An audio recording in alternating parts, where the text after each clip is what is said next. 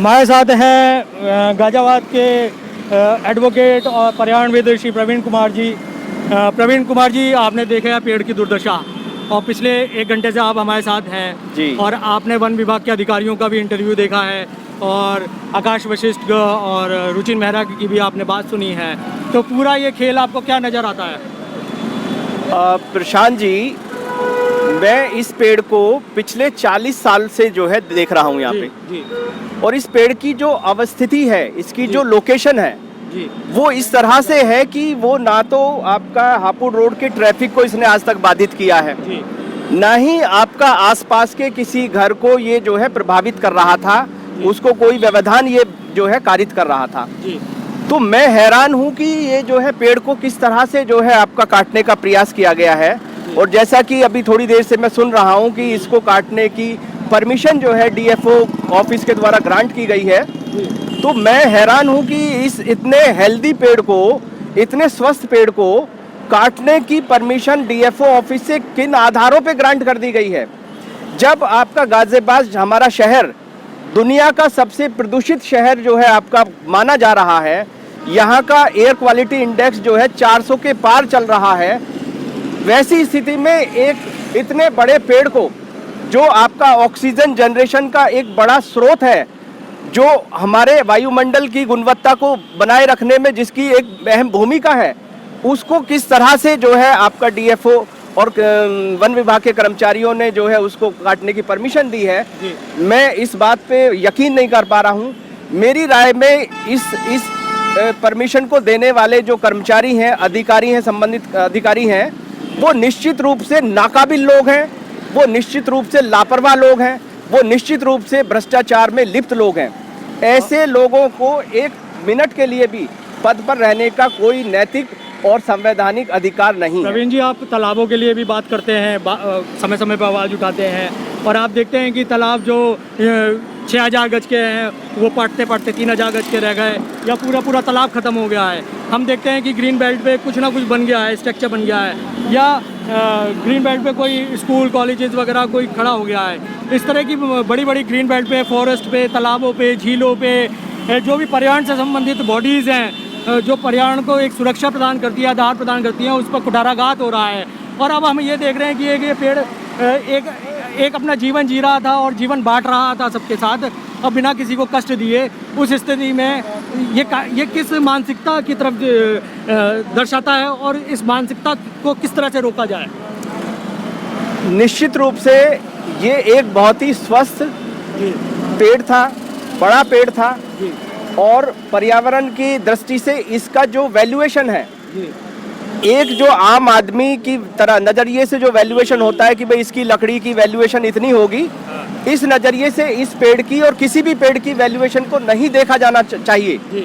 मैं ये मानता हूँ कि इस पेड़ की वैल्यूएशन, इसके जनरेशन, ऑक्सीजन जनरेट करने की जो क्षमता है, उस नज़रिए से अगर हम इस पेड़ की वैल्यूएशन का देखेंगे तो ये करोड़ों का पेड़ था, जिसको जो है इतनी लापरवाही और इतनी इस आपका जो है घोर लापरवाही की दृष्टि से इसको जो है काटा गया है। मैं ये मानता हूँ प्रवीण जी, एक तरफ तो हम घर में गमलों में पेड़ उगा के अपने घर का AQI लेवल को दुरुस्त कर रहे हैं, कई स्मोक टावर लगाया जा रहा है, कई एयर फिल्टर लगाए जा रहे हैं और एक पूरी इंडस्ट्री डेवलप हो गई है। और दूसरी तरफ इस मानसिकता को हम देख रहे हैं कि वहाँ पर 50 साल पुराना पेड़ को, हरे भरे पेड़ को पूरी तरह से काट दिया गया है। तो ये किस तरह से हम इस मानसिकता से बचे? ये सिर्फ लापरवाही का मामला नहीं है, ये विकृत मानसिकता को जाहिर करता है, ये आपका भ्रष्ट आचरण को जाहिर करता है, ये आपराधिक मानसिकता को जाहिर करता है कि समाज को, जनहित को कितना ही नुकसान हो जाए, लेकिन तुम्हारे घरों में जो है आपका वो भ्रष्टाचार का धन जाता रहे। As per law in one अधिकारियों को, जिनको पता, अभी हमने बात करी है, एक वन दरोगा से बात करी है, एक बीट ऑफिसर से बात करी है, जो यहाँ के स्थानीय बीट ऑफिसर हैं जो इस एरिया के, वो कहते हैं मेरे संज्ञान में नहीं है। दूसरा बीट ऑफिसर आता है, वो कहते हैं मेरा ये स्थान नहीं है। तीसरा ऑफिसर आते हैं दरोगा जी, वो कहते हैं कि ये मुझे पता ही नहीं है, मैं भी यहाँ इस इलाके का नहीं हूँ। तो इस तरह का ये जो घालमेल हो रहा है वन विभाग में, उसमें दोषित अधिकारियों को इस जघन्य कुकृत्य के लिए क्या दंड दिया जाना सुनिश्चित होना चाहिए?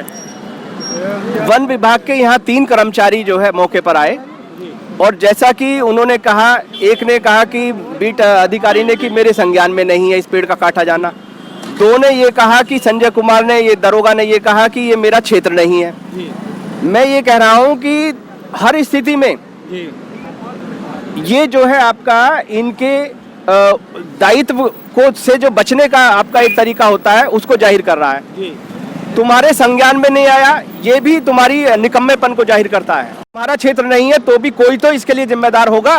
जी तुम उस जिम्मेदारी को तो बताओ कि कौन जिम्मेदार है इसके लिए, जी। कौन दोषी है जी और उसके खिलाफ विभागीय स्तर पे क्या कार्रवाई होनी चाहिए जी। और क्या दंडित कार्रवाई जो है आपका होनी चाहिए, जी। इस बारे में वो जो है कोई बात करने को तैयार नहीं है। जी। निश्चित रूप से इस संबंध में जो डीएफओ है आपका, उनके खिलाफ भी जो है आपका मामला बनता है, जी। उनकी भी जो है जिम्मेदारी बनती है और ऐसे अधिकारियों को यहाँ पर पद पर बने रहने का कोई हक मैं जो है नहीं समझता हूँ। अच्छा, क्या हम स्थिति में हैं गाजियाबाद या गाजियाबाद क्षेत्र जहाँ किसी भी वृक्ष की एक भी डाली को काटा जाए?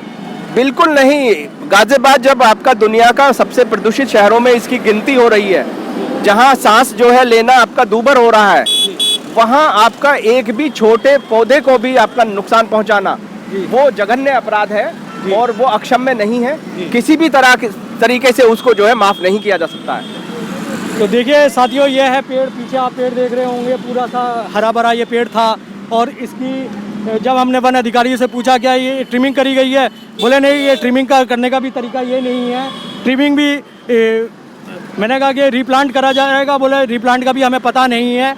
और जब मैंने उनसे ये पूछा कि पिछले 10-12 सालों में गाजियाबाद में किसी 5 साल पुराने पेड़ को भी रीप्लांट करा गया है क्या, ट्रांसफ़र करा गया है क्या, तो उन्होंने कहा कि ऐसे कोई हमारे संज्ञान में नहीं है। या वन अधिकारियों की मैं बात कर रहा हूँ, किसी जन सामान्य की बात नहीं कर रहा हूँ। तो उन्होंने कहा ऐसा कोई संज्ञान में नहीं है कि हमने रीप्लांट करा गया है।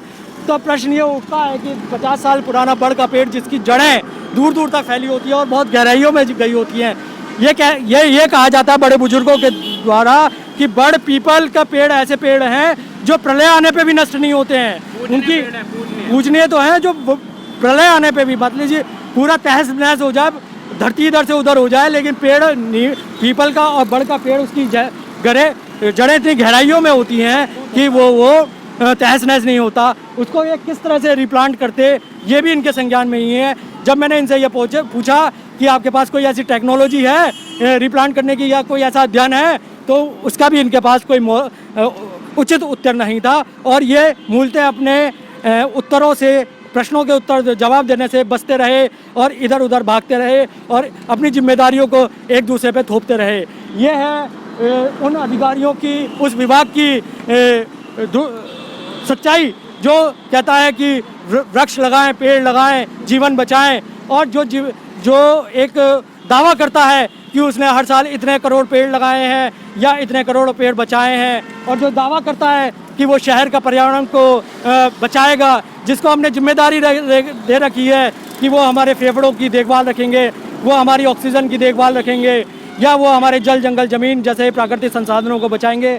वो इस विभाग की मनोदशा है, इस विभाग का कुकृत्य आपके सामने है, जो इस पेड़ की इस तरह से दुर्दशा है, जो अपनी दुर्दशा पे ये एक पेड़ विलाप नहीं कर रहा है, ये एक कुठाराघात है हमारी सभ्यता पे, हमारे समाज पे, हमारी सोच पे। ये हमें मजबूर करेगा, पेड़ तो मर जाएगा लेकिन घुटने के लिए हमें मजबूर करेगा कि हम अपने बच्चों को किस तरह से सांस देंगे।